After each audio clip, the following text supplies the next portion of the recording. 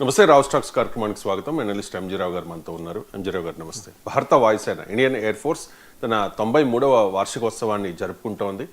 October 8, 1932 అప్పుడు Indian air force ఏర్పడింది. So భారతదేశాన్ని రక్షించడంలో అలాగే ఎన్నో విజయాలు భారత సైన్యం సాధించడంలో కీలక పాత్ర వహించింది ఇండియన్ ఎయిర్ ఫోర్స్. సో భారతదేశ ప్రగతి అలాగే భారతదేశ రక్షణలో వాయుసేన పాత్ర ఏంటి అండ్ భవిష్యత్తులో వాయుసేన రోల్ ఏ విధంగా ఉండాలి? ఎస్ అండి, ఈరోజు అక్టోబర్ 8 మనందరం కూడా బెస్ట్ విషెస్ చెప్పాలి ఇండియన్ ఎయిర్ ఫోర్స్కి. ఇది 1932లో అక్టోబర్ 8వ తారీఖున మనం బ్రిటిష్ వాళ్ళ పరిపాలన కింద ఉన్నప్పుడు రాయల్ ఎయిర్ ఫోర్స్గా ఏర్పడింది, కేవలం 25 మంది సభ్యులతో. ఈరోజు అది ప్రపంచంలోనే 4వ అతిపెద్ద వాయుసేనగా ఉంది. ఇప్పుడు అకార్డింగ్ టు ద మన గ్లోబల్ పవర్ ఇండెక్స్ అని వేరియస్ గ్లోబల్ డిఫెన్స్ మెజర్మెంట్స్ ప్రకారం భారత వాయుసేన ప్రపంచంలోని 4వ అతిపెద్ద ఆర్థిక వ్యవస్థ. It's a force to be record with అంటారు, ఏ ఫోర్స్ ఆఫ్ ఇన్విన్సిబుల్ ఫోర్స్. గుర్తుపెట్టుకోవాలి, ఓడింప సఖ్య కానీ ఒక అద్భుతమైన ఎయిర్ ఫోర్స్ ఈరోజు ఇండియా అమ్ముల పొదిలో ఉంది. మీరు అడిగినట్టు భారతదేశ ప్రగతి అందరూ అంటారన్నమాట, భారతదేశం అభివృద్ధి చెందుతుంది అని. కానీ అభివృద్ధి చెందాలన్నా భవిష్యత్తులో ఇప్పుడు మోడీ గారు అన్నట్టు వికసిత్ భారత్ రావాలన్నా, అభివృద్ధి చెందిన భారతదేశం రావాలన్నా ప్రతి దేశానికి ఉండవలసింది ఏంటంటే రక్షించే వాళ్ళు ఉండాలి. భారతదేశానికి ఆర్మీ, నేవీ అలాగో ఎయిర్ ఫోర్స్ అలాగా. ఎస్పెషల్లీ ఇప్పుడు ఆధునిక యుద్ధ తంత్రంలో ఎయిర్ ఫోర్స్ రోల్ అనేది చాలా కీలకం. మీకు ఒక ఎగ్జాంపుల్ చెప్తా, భారత ఎయిర్ ఫోర్స్ రోల్ ఏంటో చెప్పే ముందు మీకు ఒక ఎగ్జాంపుల్ చెప్తా. 1990లోను గల్ఫ్ యుద్ధం, మొదటి గల్ఫ్ యుద్ధంలోను, తర్వాత 2001లో ఆఫ్ఘన్ తాలిబాన్ మీద అమెరికా యుద్ధం చేసినప్పుడు ఒక పెద్ద విచిత్రం ఒకటి ఆవిష్కృతమైంది. అది ఇండియన్ ఎయిర్ ఫోర్స్ అడాప్ట్ చేసుకుందనమాట. అది ఆపరేషన్ సింధూర్లో ప్రవేశపెట్టింది. ఏంటో తెలుసండి, అసలు అమెరికా ఆఫ్ఘాను ఇటు ఇరాక్ సాయిల్ మీద దిక్కుండా, అసలు వాళ్ళ భూముల మీద అంటుకోకుండా, ఒక్క సైనికుడు కూడా దిక్కుండానే తన ఎయిర్ ఫోర్స్తో మొత్తం సద్దాం హుసేన్ని, అక్కడ గడాఫీని, ఇక్కడ తాలిబాన్ని పదేసింది. తర్వాత ఆర్మీ అమెరికన్ మెరైన్స్ ఎంటర్ అయ్యారండి. ఇది వాయుసేన చేసే ఆధునిక యుద్ధ తంత్రాలు అంటారు.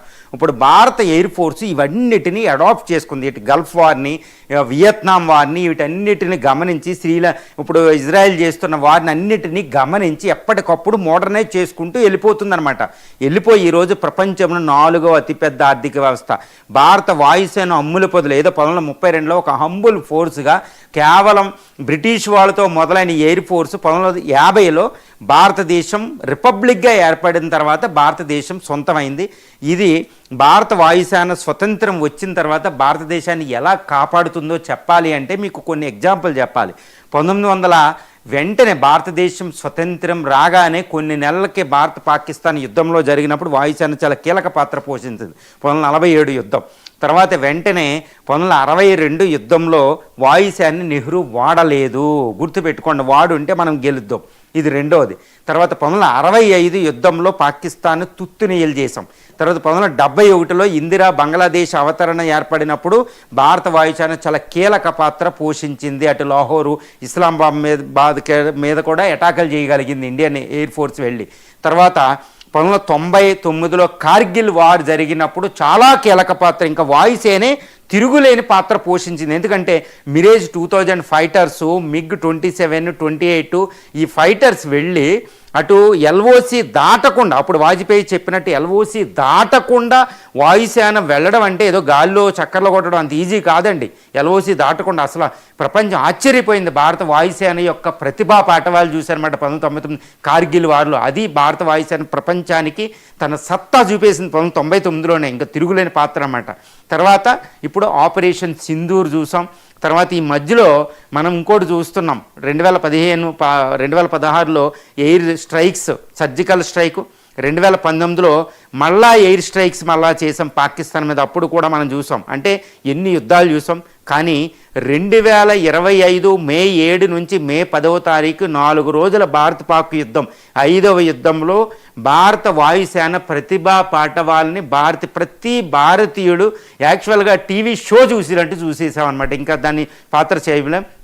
ఈరోజు భారత వాయుసేన అమ్ముల పొదిలో మనం గర్వించదగ్గ ఎయిర్ క్రాఫ్ట్స్ ఉన్నాయండి. సుమారు ఇప్పుడు ఈరోజు 30 స్క్వాడ్రన్స్ ఫైటర్స్ ఉన్నాయి. అందులో రఫేల్ ఫైటర్స్ 4.5 జెన్ అని, మీకు 21 ఈ మధ్యన రిటైర్డ్ అయింది, మీకు 23, మీకు 25, మీకు 27, మీకు 29లు ఉన్నాయి. తర్వాత రఫేల్ ఫైటర్స్తో మిరేజ్ 2000 ఫైటర్స్ అంటారు, అవి ఉంటాయి. తర్వాత C-17 హెర్క్యులస్ ఫైటర్స్ అని, అవాక్స్ fighters, IL-70 air transport fighters అని ఒక అద్భుతమైన ఒక ఎయిర్ ఫోర్స్ ఉంటుంది.